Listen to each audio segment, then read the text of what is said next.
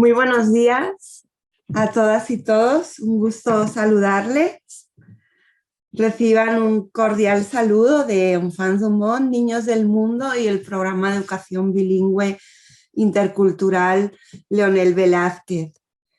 Como para muchas y muchos de ustedes ya no es la primera vez que participan en una actividad con Niños del Mundo, para algunos es primera vez, solo brevemente hacer una pequeña contextualización. Niños del Mundo tiene proyectos en Guatemala desde 2001 en Alta Verapaz y desde 2016 en Chimaltenango, concretamente en el municipio de Tecpan. Hemos trabajado con 8 escuelas, siempre con proyectos educativos en el marco de la mejora de la calidad educativa, pensando en una calidad, en una educación con pertinencia cultural y lingüística.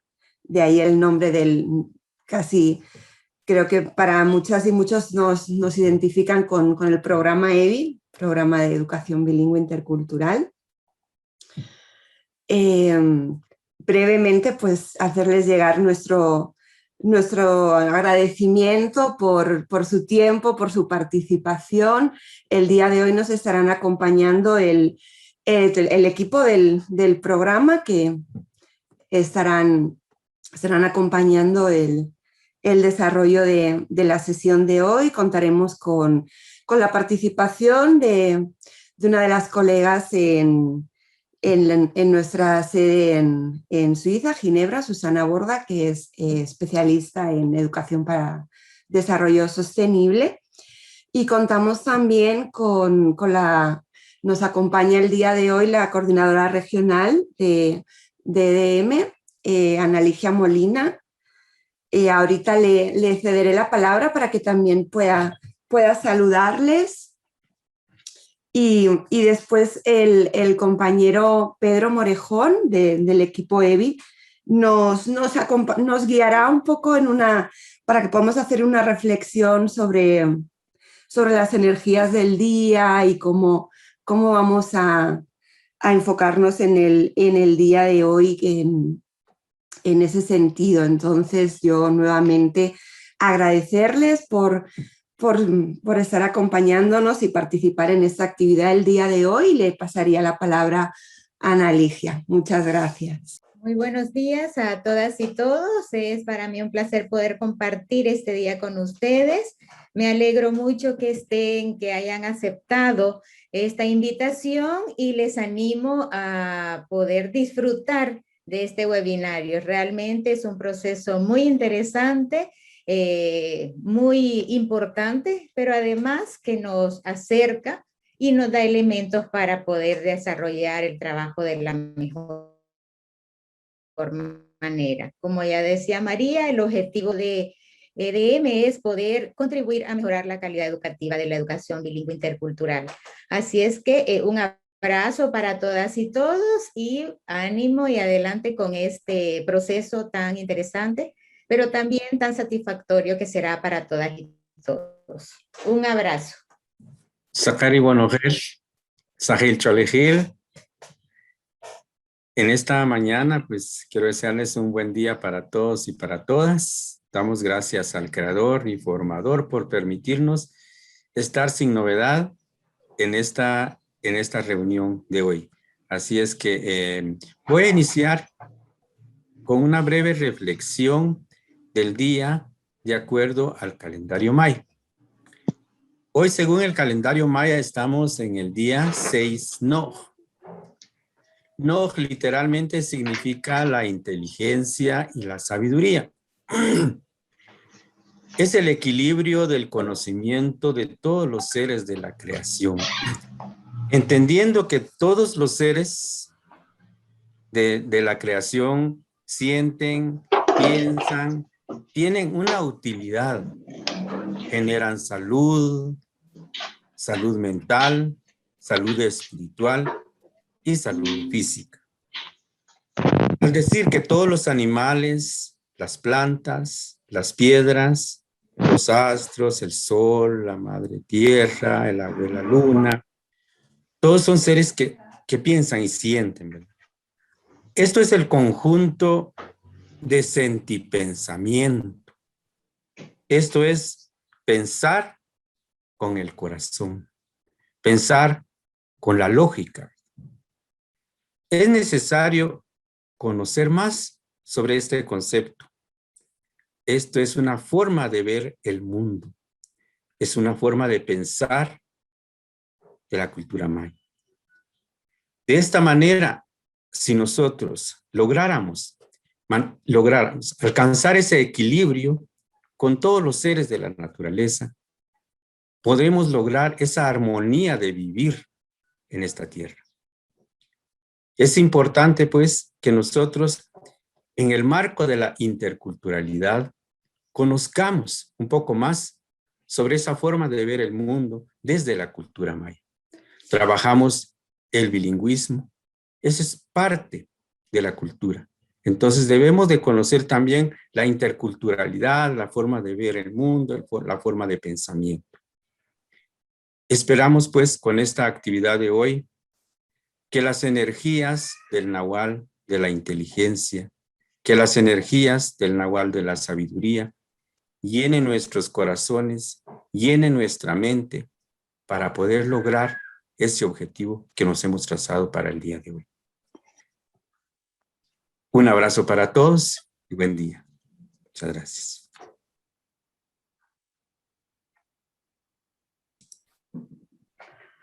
Muchas gracias, Pedro. Pues pasaríamos a iniciar la sesión de hoy. Dejo a Susana con la palabra. Buenos días a todos, compañeros en Guatemala. Aquí desde Ginebra me uno a las reflexiones del compañero Pedro Morejón, a quien agradezco este acompañamiento y esta introducción. Agradezco especialmente porque el tema que vamos a tratar hoy tiene todo que ver con el equilibrio entre todos los seres de la naturaleza que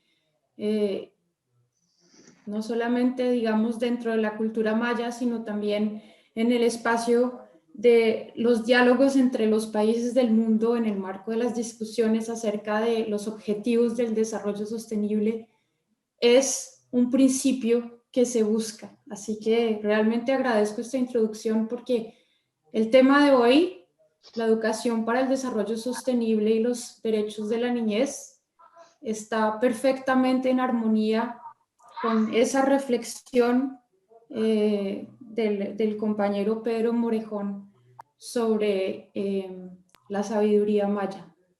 Sin más preámbulos, entonces inicio con la presentación de hoy. Voy a compartirles mi pantalla.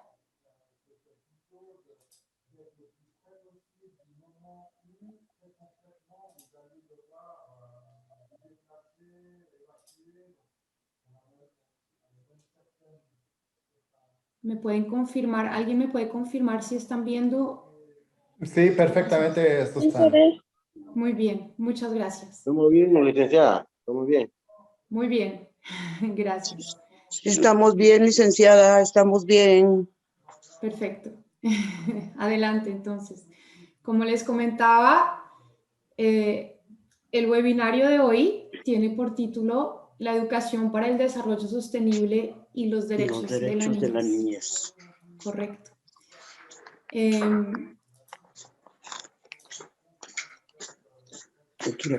¿Cuáles son los objetivos que perseguimos el día de hoy? Vamos a tratar de entender juntos qué es esa idea de la educación para el desarrollo sostenible y de los derechos de la niñez y cómo se articulan esas dos ideas entre ellas. ¿Qué tiene que ver la educación para el desarrollo sostenible con los derechos de la niñez y por qué es importante pensarlos de manera conjunta? En segundo lugar, vamos a identificar juntos algunos de los principales problemas relacionados con la implementación de los derechos de la niñez en Guatemala en general y en particular en la comunidad educativa de cada uno de ustedes que están con nosotros hoy. Queremos que esas reflexiones que vamos a hacer en grupos se circunscriban realmente en el contexto de sus escuelas, de sus comunidades. En tercer lugar, queremos invitarlos a tomar conciencia de la pertinencia de promover esa educación para el desarrollo sostenible y esos derechos de la niñez en su contexto, porque lo que vamos a ver o a tratar de confirmar juntos es esa coincidencia finalmente entre lo que persigue la educación para el desarrollo sostenible y las reflexiones justamente que nos compartió esta mañana el compañero Pedro en relación con la cosmovisión maya.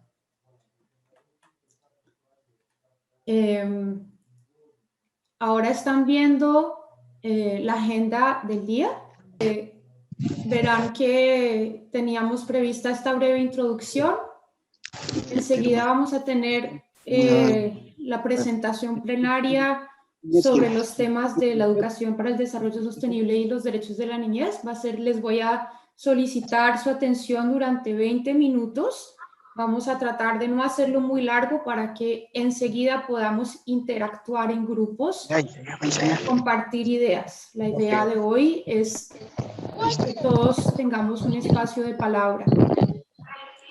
Ese espacio de palabra se manifestará de dos maneras. En el primer lugar, ustedes tendrán la oportunidad de preguntar o de reaccionar a la presentación plenaria que se hará en un primer lugar. Y enseguida también vamos a tener unos grupos de discusión que van a ser liderados por los formadores del equipo EBI. Y vamos también a tener la oportunidad de socializar las conclusiones de los grupos de discusión. Y para finalizar, vamos a explicarles, el equipo EBI les va a explicar cuál sería la tarea para realizar con miras al próximo webinar. Porque, como tal vez lo saben ustedes, este es un conjunto de 3 webinarios, el primero de un conjunto de 3 webinarios, a los cuales esperamos realmente ustedes puedan participar, digamos, en las 3 ocasiones, porque, digamos, son 3 etapas que se completan. Así que esperamos motivarlos lo suficiente para que nos acompañen a lo largo de todo este proceso en esos 3 webinarios.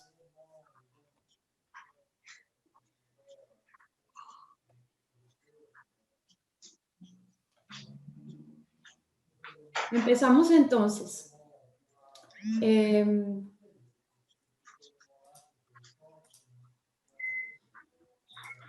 Con la presentación plenaria. Quisiera invitarlos a todos ustedes, a medida que yo voy a hacer mi presentación, a formular sus preguntas o sus comentarios en el chat del Zoom. ¿Todos ustedes tienen claro cómo formular preguntas en el chat del Zoom o alguien requiere una aclaración? Solamente de pronto pueden señalarnos si alguien necesita una explicación de cómo escribir sus preguntas en el chat.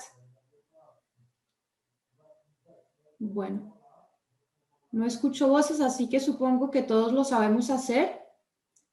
Así que los invito a formular sus preguntas a medida que van surgiendo en el chat. Tendremos la ocasión de discutir de esas preguntas al final de mi presentación.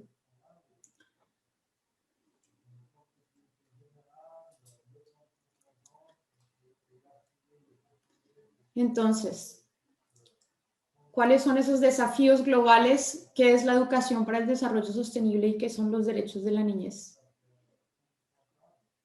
Los desafíos globales tienen mucho que ver con lo que presentó esta mañana el compañero Pedro. Es esa conciencia de que todos los seres vivos en este planeta están en equilibrio entre ellos y que ese equilibrio desafortunadamente está en peligro actualmente. Ese equilibrio está en peligro por muchas razones.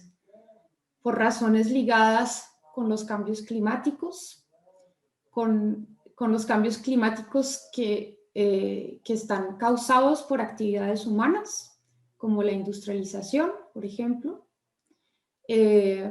Esos cambios climáticos y esas actividades humanas tienen un impacto en muchos aspectos, como la deterioración de las reservas de agua potable,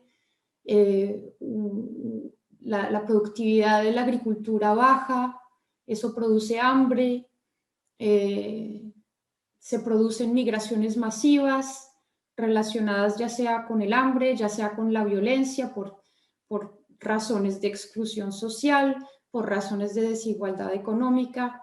En fin, todos esos desafíos son desafíos que está viviendo el planeta entero. Todos los seres vivos del planeta están en este momento viviendo esos desafíos. Y los objetivos del desarrollo sostenible son objetivos que se ha fijado la comunidad internacional, es decir, todos los países del mundo que hacen parte de las Naciones Unidas, para tratar de hacer frente común a esos problemas que nos están afectando como comunidad global que une a todos esos seres vivos del planeta.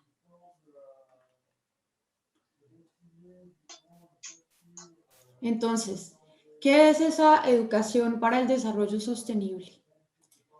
La educación para el desarrollo sostenible, para entender qué es la educación para el desarrollo sostenible, habría que entender primero qué es ese desarrollo sostenible. El desarrollo sostenible es un proyecto de sociedad que se construye a nivel internacional para tratar de hacer frente a esos desafíos globales. Y es un proyecto de sociedad que tiene por ambición permitir a las generaciones actuales, pero también a las generaciones futuras, satisfacer sus necesidades en equilibrio, justamente con todos los seres vivos de esa naturaleza de la cual hacemos parte.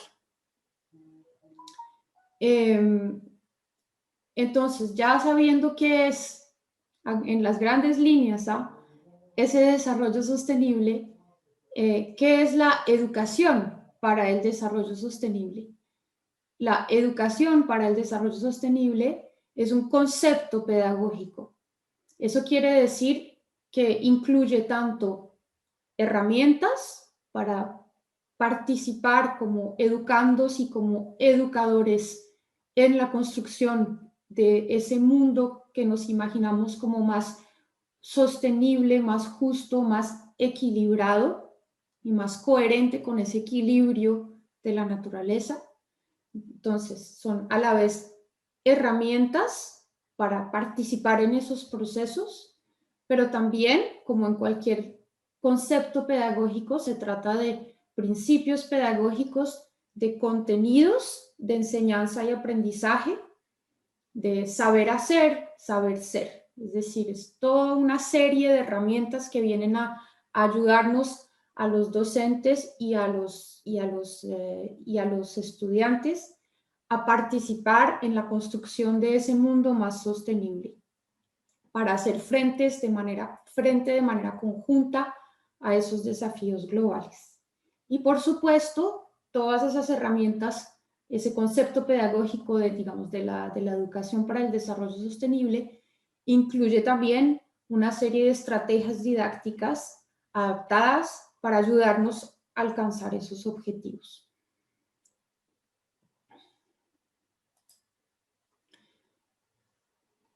Aquí ven ustedes algunos de los principios importantes de la educación para el desarrollo sostenible. Hay un punto crucial, que es que esos desafíos mundiales que vimos al principio de la presentación, esos problemas de desequilibrio en el planeta que estamos viviendo, ustedes lo saben muy bien, se manifiestan en nuestras vidas cotidianas a nivel local. Se manifiestan allá en Guatemala, se manifiestan aquí en Ginebra, se manifiestan en el África, se manifiestan en todo el mundo.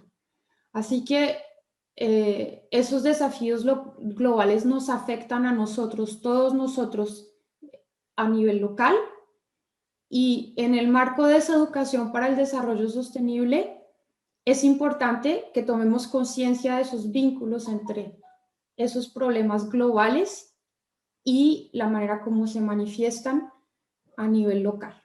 Entonces es un poco la idea detrás del primer principio. El segundo principio, que es muy importante también, es el de promover la participación comunitaria de los niños y niñas. ¿Eso qué quiere decir?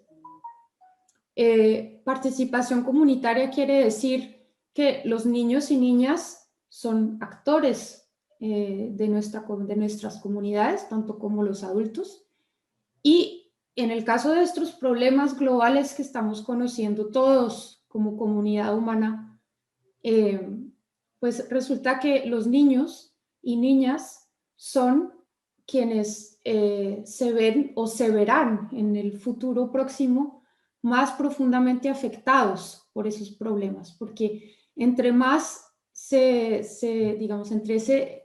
entre más se vuelve importante ese desequilibrio que estamos generando en el planeta, más los problemas se van a agudizar y más van a afectar a las generaciones futuras. Entonces, esa participación de los niños y niñas, es decir, los niños y niñas tienen que tener conciencia de eso y tienen que empezar a actuar de manera tal que puedan contribuir a solucionar esos problemas y puedan contribuir a prevenir que esos problemas se sigan agravando desde las acciones a nivel local. Hay también otros dos principios que les menciono aquí que están en color azul.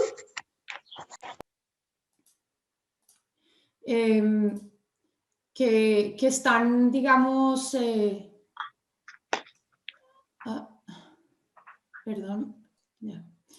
que están relacionados con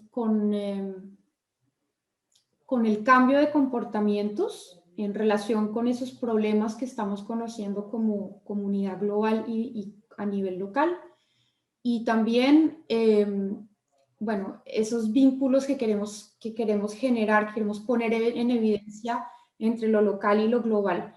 En el seminario de hoy nos vamos a concentrar únicamente sobre los principios 1 y 2, los que están en color negro. Los que están en color azul los vamos a trabajar también, pero en los próximos webinarios.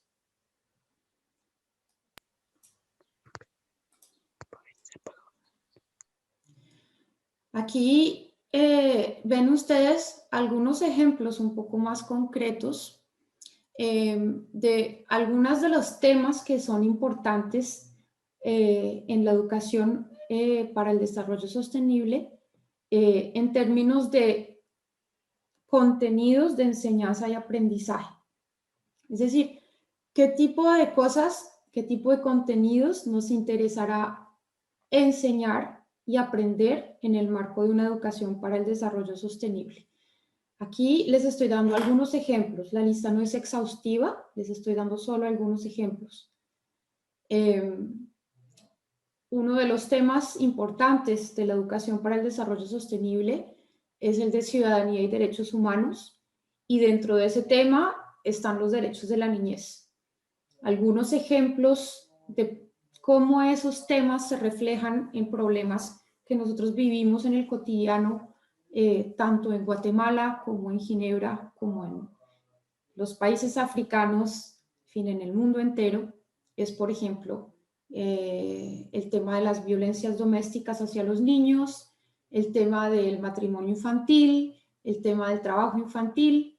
Luego, claro, en algunos países el matrimonio infantil estará presente, en otros no, igual con el trabajo infantil, pero digamos, aquí los ejemplos que les pongo en la columna de la derecha son todos ejemplos que creo probablemente ustedes habrán vivido o de los cuales ustedes habrán sido testigos en sus comunidades, pero ustedes me confirmarán o infirmarán o negarán esas hipótesis en los grupos de discusión más adelante.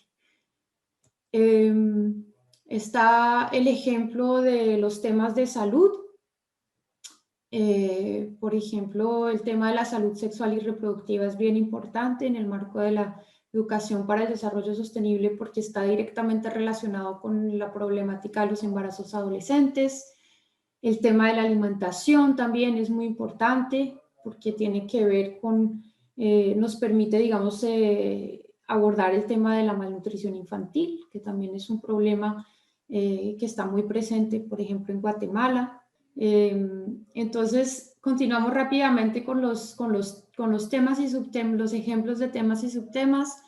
Está el subtema de la protección del medio ambiente, que es clave también en la educación para el desarrollo sostenible.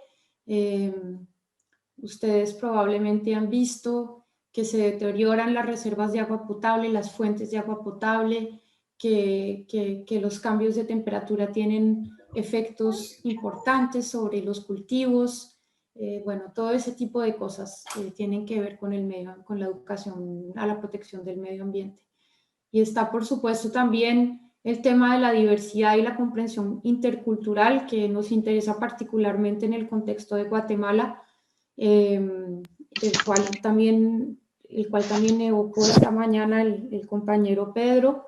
Es decir, el tema de la por ejemplo, en Guatemala, el tema de la salvaguardia de las lenguas y las culturas mayas, problemáticas también, este tema también puede estar relacionado con las problemáticas de discriminación de las niñas, etc.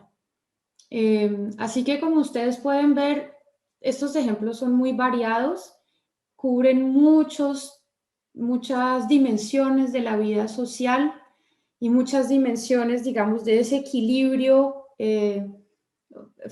dimensiones en las cuales tenemos que poner atención para ir hacia ese equilibrio de todos los seres de la naturaleza.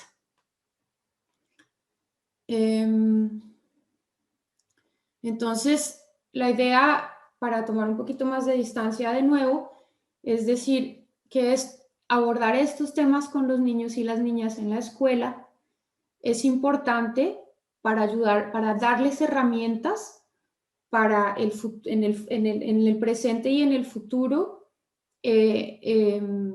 abordar, digamos, esas problemáticas globales que están impidiendo que logremos ese equilibrio como comunidad de seres vivos.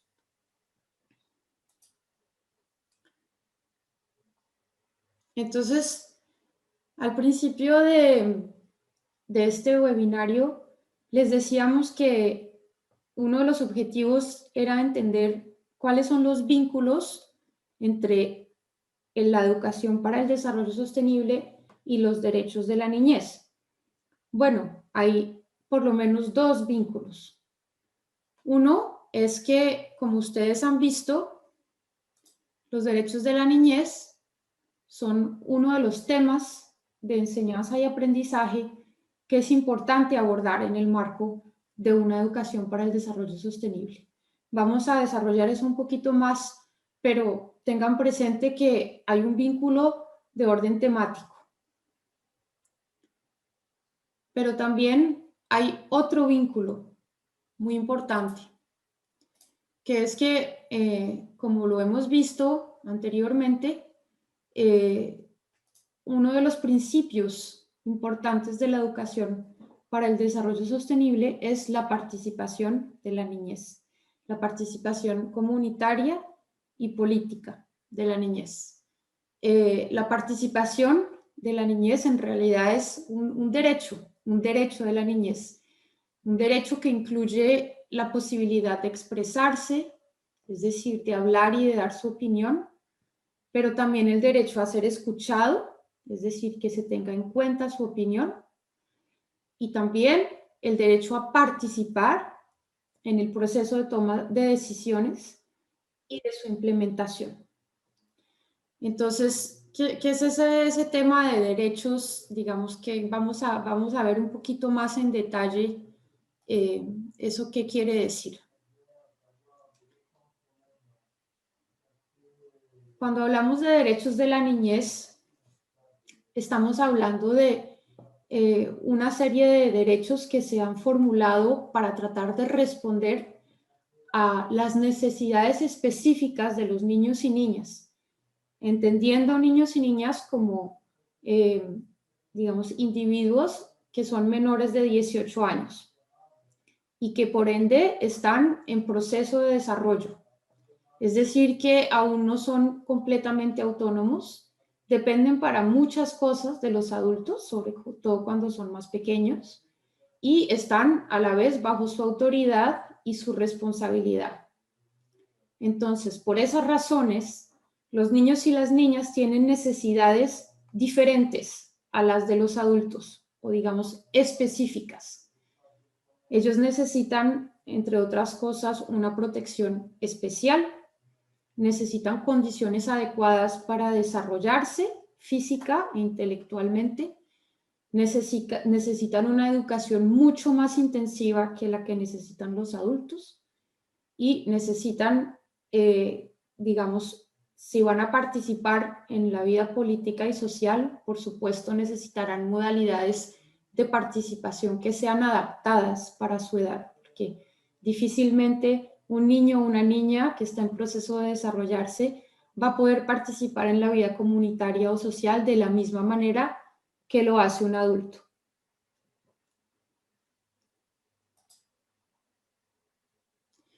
Entonces, por esas razones existen los derechos de la infancia, para tratar de responder a esas necesidades específicas que son las de los niños y niñas. ¿Qué son esos derechos de la infancia? Son derechos universales, con eso queremos decir que son derechos que le corresponden a todos los niños y niñas del mundo, es decir, no hay diferencias culturales entre la posibilidad de acceder a esos derechos, ni sociales. Todos los niños del mundo tendrían que poder acceder a esos derechos. Bueno, ya vimos que responden a las necesidades específicas de la infancia y además todos esos derechos están reunidos en una convención internacional que fue adoptada en 1989 por la Organización de las Naciones Unidas.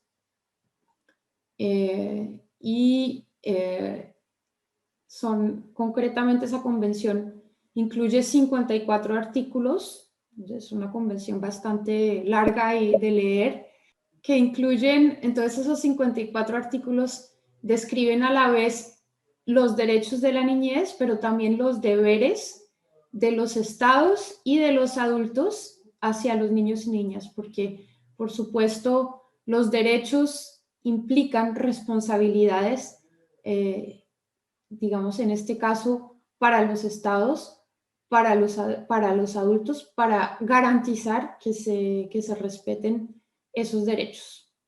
Entonces, esa convención es un documento que impone una serie de obligaciones a los estados que lo firman. Esos estados que lo firman tienen que hacer, digamos, tienen que someterse a un proceso de seguimiento por parte de la Organización de las Naciones Unidas, tienen que presentar informes periódicos. Bueno, a la fecha de hoy, 191 estados de 192 estados existentes han firmado y ratificado esa convención. El único que no lo ha hecho son los Estados Unidos, pero todos los demás países del mundo han ratificado esa convención, lo cual quiere decir que se comprometen con esos derechos y se comprometen a actuar para que esos derechos sean respetados en su territorio. Guatemala, por ejemplo, ratificó la convención en 1990. Ahora, concretamente, algunos ejemplos de esos derechos. Aquí les estamos presentando una lista de 10 derechos, pero como les mencioné anteriormente, son muchos más. Hemos seleccionado una lista que nos ha parecido especialmente pertinente para el contexto de Guatemala y de las escuelas en Guatemala. pero la convención tiene muchas páginas y muchos artículos. Entonces, algunos ejemplos de esos derechos son el derecho a la igualdad, con el cual probablemente ustedes se van a reconocer, en particular con el tema del reconocimiento de las lenguas y culturas mayas. Entonces, el derecho a la igualdad sin distinción de raza, ni religión, ni idioma, ni nacionalidad, ni opinión política, es un derecho fundamental de los niños y niñas. El derecho a tener una protección especial para el desarrollo físico, mental y social, el derecho a una alimentación adecuada, a una educación y a un tratamiento especial para los niños y niñas que sufren de alguna discapacidad mental o física, comprensión y amor de los padres y de la sociedad, derecho a jugar, a tener actividades recreativas, derecho a recibir ayuda, a estar entre los primeros en recibir ayuda en caso de ser necesario, protección contra cualquier forma de abandono, de crueldad, de explotación, y a ser criado con un espíritu de comprensión, de tolerancia, de amistad entre los pueblos. Y bueno, está esa idea de la hermandad universal que nos lleva de nuevo a la reflexión de esta mañana en relación con el calendario maya. Como ustedes pueden ver, esos derechos hacen parte de una, digamos, de una serie de ideas que se pretende puedan compartir todos los pueblos.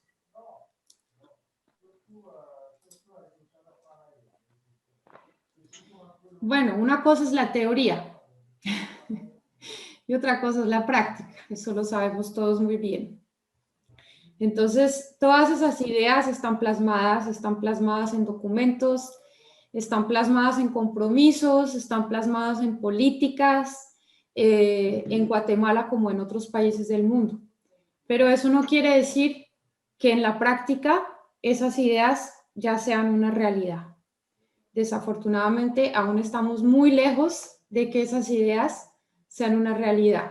De hecho, Guatemala es, según algunos de los defensores de los derechos de la niñez, el país latinoamericano con mayores violaciones a los derechos infantiles.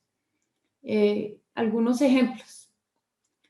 Las cifras que ustedes ven aquí son cifras de 2019.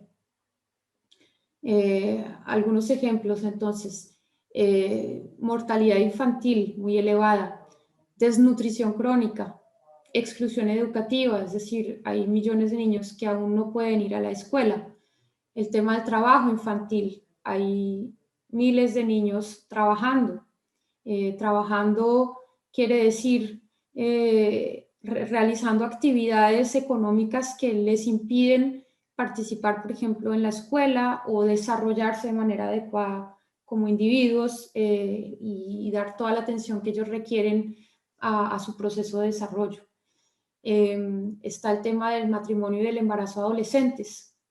35% de las niñas guatemaltecas contraen matrimonio antes de los 18 años, lo cual también impacta mucho a la vez su desarrollo, a veces físico e intelectual, y su posibilidad de proyectarse, digamos, hacia el futuro. Está el tema de la violencia sexual y de los asesinatos en relación con las violencias urbanas, por ejemplo. Y está el tema de la violencia en las familias y en la escuela, con aún muchas ocurrencias de castigo corporal, y el tema, por supuesto, de la discriminación de la niñez indígena. Así que bueno, estos son todos problemas que, o de pronto algunos de ellos que algunos de ustedes pueden haber ya sea vivido o escuchado hablar de ellos en sus comunidades o visto testimonios de personas que han sufrido de estos problemas.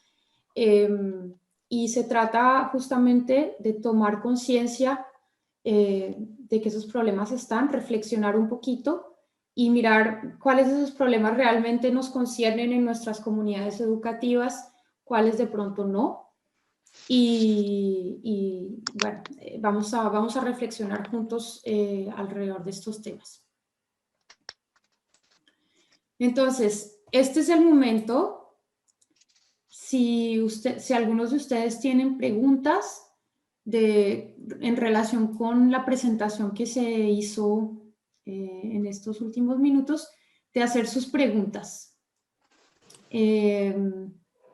Susana, Sí. en el chat hay una pregunta de nuestro director Jorge Choc. Muy bien. ¿La dejamos formularla? Mi pregunta es, ¿qué han hecho las Naciones Unidas para detener los cambios climáticos provocados por las grandes empresas de los países industrializados? Es la pregunta de nuestro maestro. Es una excelente pregunta. Bueno, hay muchos esfuerzos que se han hecho, en particular con no sé si ustedes han escuchado hablar del Acuerdo de París, que fue digamos, fue un acuerdo que se firmó entre muchos países del mundo, y afortunadamente Estados Unidos se acaba de unir al proyecto también, pero en el marco del Acuerdo de París se resolvió o se puso en evidencia que los países tenían, digamos, cada país tiene una especie de capital de CO2 que puede potencialmente, digamos, vertir en la atmósfera, y no puede pasar de ese capital. Es decir, las actividades, los países en el marco de ese Acuerdo de París se comprometen a limitar sus emisiones de gases de efecto invernadero para tratar de limitar, digamos, los efectos de los gases de efecto invernadero sobre el alza de las temperaturas. Son compromisos que son supremamente ambiciosos porque implican un cambio profundo de los sistemas económicos de los países, en particular los países más industrializados. Digamos, hay un compromiso de la parte de los gobiernos de hacer esos esfuerzos, pero pues aún es demasiado pronto para saber si esos esfuerzos realmente se van a reflejar en resultados y si los países van a tomar eso en serio. Es decir, bueno, hay un seguimiento que se prevé cada 5 años en principio de los compromisos adquiridos por los países, y bueno, poquito a poco iremos viendo quién cumple con sus objetivos y quién no cumple dentro de esa comunidad internacional. Pero la conciencia, digamos, a nivel internacional y de las Naciones Unidas existe, es muy aguda. Lo que es muy difícil es la transformación que todas esas ideas implican a nivel de las economías de cada país. Y bueno, vamos a ver cómo van evolucionando las cosas. Eso es digamos, una respuesta. Yo no tengo toda la respuesta, ni mucho menos a esa pregunta, pero es un tema que hay que ir siguiendo a medida que los años van pasando. Hay otra pregunta, Susana. Sí. Preguntan, en su opinión, ¿cómo minimizar el trabajo infantil y cuáles son sus efectos a largo plazo? Pregunta Edin Cabnal. Bueno, esa es una pregunta bien compleja. Esa es una pregunta bien compleja a la cual yo no tengo todas las respuestas tampoco. Pero, digamos, uno de los principios que se promueven en el tema del trabajo infantil es, en primer lugar, es muy importante identificar las actividades que realmente constituyen un trabajo, digamos, que afecta el desarrollo de los niños y niñas. ¿Por qué digo eso? Porque en muchas comunidades tradicionales, yo soy colombiana, por ejemplo, en muchas comunidades tradicionales en Colombia y muy probablemente en Guatemala también, los niños y las niñas participan en actividades de subsistencia de la familia. Por ejemplo, los niños y las niñas tienen que contribuir pues con cultivar los campos, con recoger los productos de la agricultura, pues con una cantidad de actividades domésticas que son indispensables para la supervivencia de la familia y de la comunidad. Y es importante y además ellos tienen que aprender a hacer esas cosas y no necesariamente lo van a aprender en la escuela. Así que son aprendizajes importantes, ¿sí? Para que ellos puedan, digamos, vivir y proyectarse a futuro dentro de su comunidad. En el momento en que esas actividades se convierten en un obstáculo para que los niños y las niñas vayan a la escuela, hagan sus tareas, tengan el tiempo, digamos, de educarse, sí, eso, de ir a la escuela, de educarse correctamente, es en ese momento en que se convierte en un problema, ¿sí?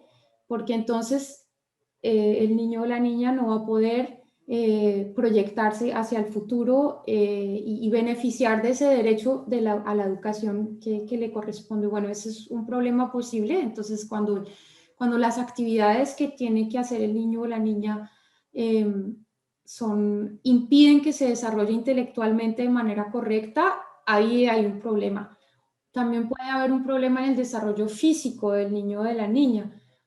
Un ejemplo clásico es el de la minería. Hay muchos niños en el mundo que trabajan en minería. Eso tiene un impacto en su desarrollo físico que es enorme. Pueden tener problemas respiratorios, pueden tener problemas en su columna vertebral porque cargan mucho peso, pueden tener problemas, en fin, de desarrollo físico a muchos niveles. Ahí también hay un problema, porque entonces le estamos, digamos, quitando al niño o a la niña su potencial de desarrollarse desde el punto de vista físico. Entonces yo diría que el primer esfuerzo que hay que hacer como comunidad es identificar las actividades que están haciendo los niños o las niñas que están afectando su desarrollo físico o intelectual, ¿sí? A partir del momento en que logramos hacer esa distinción, podemos actuar para que esos niños o esas niñas, digamos, no trabajen en actividades que les hagan daño o que impidan desarrollarse. Ahí el tema es siempre aterrizar esos conceptos así muy, muy amplios como el de trabajo, que es un concepto de alguna manera muy abstracto, en cosas muy concretas que hacen los niños o las niñas de una comunidad. Entonces, eso yo los invito a que lo pensemos también en los grupos de discusión, si sale el tema, en los grupos que vamos a tener enseguida, porque es un tema muy interesante y muy complejo. Es decir, uno no puede decir simplemente abolir el trabajo infantil, porque eso tiene una cantidad de implicaciones, en particular en las comunidades en las cuales los niños y las niñas contribuyen a las actividades productivas, ¿sí? O sea, que tienen que cultivar, que tienen que, ¿no?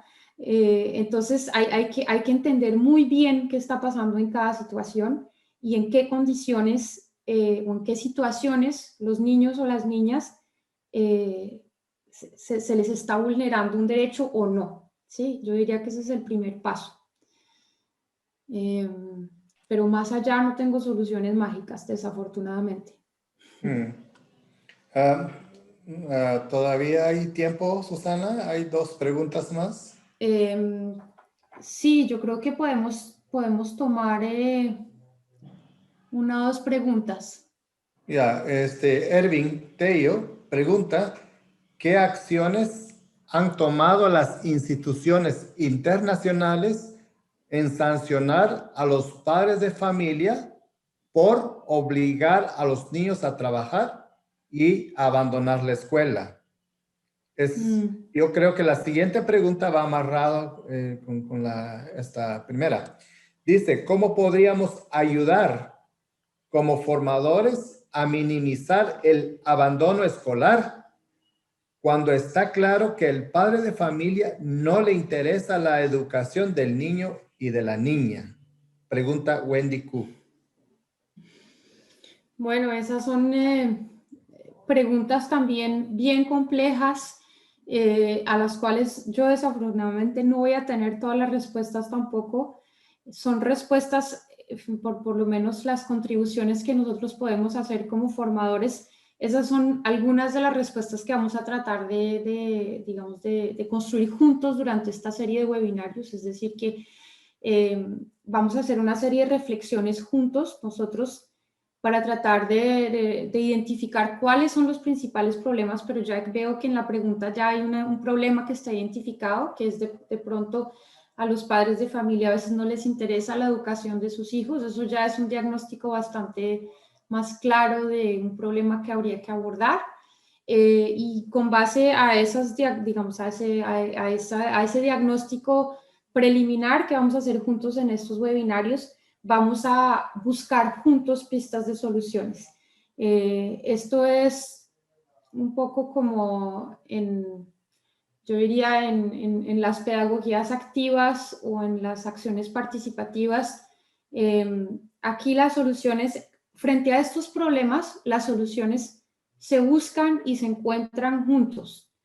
No vienen de afuera, ni se imponen, ni nada de eso, se construyen juntos. Entonces, esa sería mi respuesta provisional a esa pregunta. En cuanto a la respuesta relativa a la comunidad internacional, la persona preguntaba qué ha hecho la comunidad internacional para impedir el trabajo infantil. Lo que hay que entender en relación con la Convención Internacional de los Derechos de la Niñez es que, digamos, si bien los estados se someten a un proceso de revisión y de vigilancia de alguna manera por parte de la ONU tiene finalmente poco margen de maniobra para de alguna manera castigar a los estados que no cumplan con esas obligaciones. Uno de de las dificultades de la Convención Internacional de los Derechos de la Niñez es que, no tiene un carácter,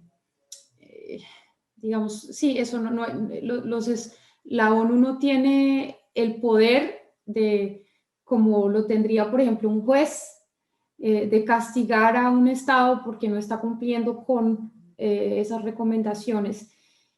Los estados se comprometen a hacer lo que pueden para avanzar en esa dirección y se hacen informes periódicos en donde los estados tratan de mostrar qué han hecho para responder, por ejemplo, al tema del trabajo infantil, si es un problema identificado en ese estado.